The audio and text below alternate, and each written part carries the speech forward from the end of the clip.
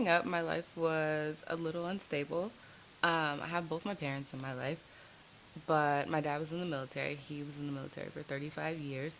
So I moved around a lot. Like, I've lived in 3 different countries, 9 different states. Gave me the ability to be able to interact with different types of people, different races, different classes, people from different cultures. And I just really appreciate the fact that I'm pretty well rounded just from being able to move around so much. My parents and I have a pretty good relationship, had a pretty good relationship up until I left college. Both of my parents are extremely conservative, and they don't really understand creativity or the fashion industry at all.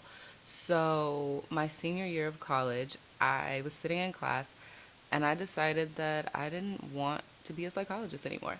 So, about 2 weeks later, I packed up my car and I drove to LA to chase dreams of being in the fashion industry. I think that fashion is something I've always been passionate about. I can remember being little, like cutting up my Barbie clothes and like dyeing them with food coloring and like just always being in love with fashion. I think that the fact that it's an inescapable form of art. Everyone has to get dressed. You have to put on clothes. I mean, come on, it's the law. You can't just walk around naked. And it's a way to express who you are without having to say, this is who I am. The three that top the list would have to be, first of all, Grace Coddington. I think that she's a complete visionary. The way that she's able to tell a story through styling and through images is remarkable to me. Gabrielle Bonjour, aka Coco Chanel, she was groundbreaking for her time. The way that she went against the grain, against the rules of society, she kind of walked to a beat of her own drum, which is something that I do. So I definitely relate to her and her story. Last and definitely not least on my list would have to be Diane von Furstenberg.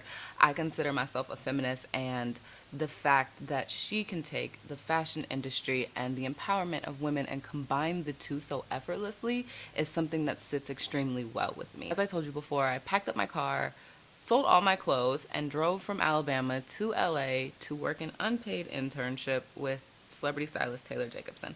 I didn't have a place to stay. I only had one friend in LA. No job, no anything, just this vision of what I was gonna be. And I got to LA and I interned for 8 months. Again, this was unpaid. I remember one day I had no gas money whatsoever, and I sold my iPod for $12 just to get gas money so I could drive around LA doing drop-offs and pickups for this internship. And I learned a lot through the internship. I learned about styling. I learned how to interact with celebrities. My internship with Taylor taught me what real hard work was, because I was working for something, not knowing if there was any room for advancement, not getting paid. I was just working off of sheer drive and passion. So I left my internship with Taylor and I started assisting a celebrity stylist named April Rumette. And under April, I was in and out of the country. I went to Jamaica, I went to Vegas, Atlanta, New York, styling tons of rappers, Big Sean, Snoop Dogg, Jeezy, Swiss Beats, Jason Derulo, Mel B, just to name a few. And it was amazing. And then I decided that I didn't want to only focus on rappers and commercials, that I wanted to do a little bit more editorial, and I wanted to learn about red carpet things. So I shot Taylor an email, and she was actually in need of an assistant. So I went back to Taylor as an assistant and not as an intern anymore. And from there, I stayed with Taylor for 2 years. And I got to work with Ariana Grande, Kate Beckinsale, Mina Savari, got to style people for Vogue and Elle Officielle and Marie Claire, Redbook, just all of these big name magazines, and it was completely a dream come true. And then after being an assistant for 3 years, eventually you have to go out on your own. Being a brand ambassador means that you basically embody the brand. Your morals, your values, they are on par with each other.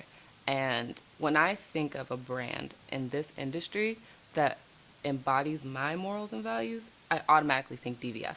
I am all about confidence within myself and creating confidence within other women. I'm all about the upliftment and empowerment of women. As I told you before, I'm a feminist, and I strongly believe in the empowerment of women. And whenever I hear Diane speak, whenever I see her clothing, it comes off so effortlessly that that's what she stands for as well.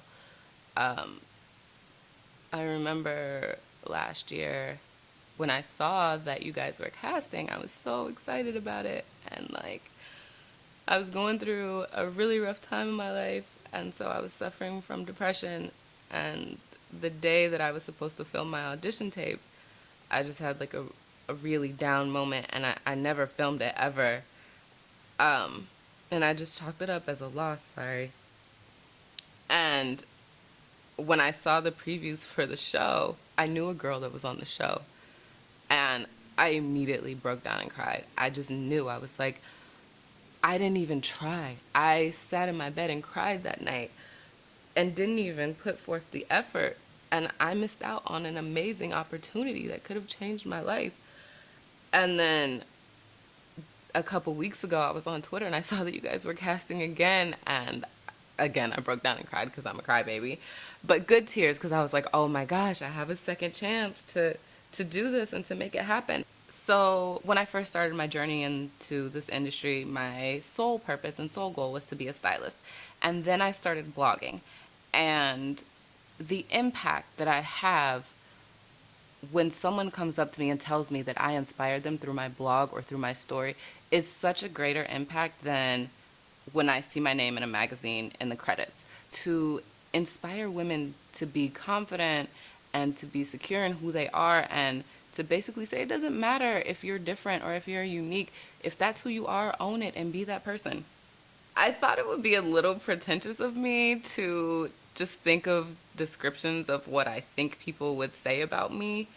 So I decided to ask a few people who are extremely close to me what they think about my personality, the good and the bad. Because personally, I think I have a lot of good, but... So my best friend said that I'm ambitious and self-motivated, but that I'm bossy and I can come off as a bitch sometimes. My ex/current boyfriend, it's extremely complicated, said that I'm ambitious and I'm selfish and that I'm motivating and I'm a procrastinator. Oh my gosh, I shouldn't even be reading this stuff to you guys. And my dad said and that I'm a leader and he's proud of me. And I kind of agree with all of that stuff, I guess. I don't think I'm a bitch, though.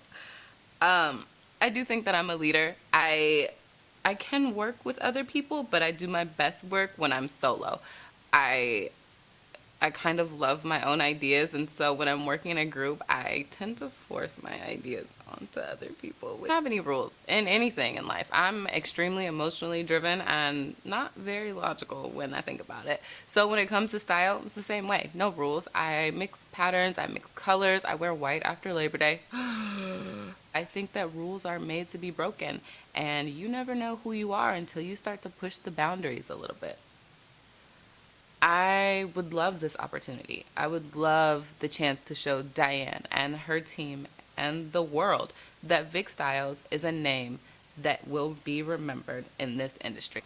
So please, please, please pick me.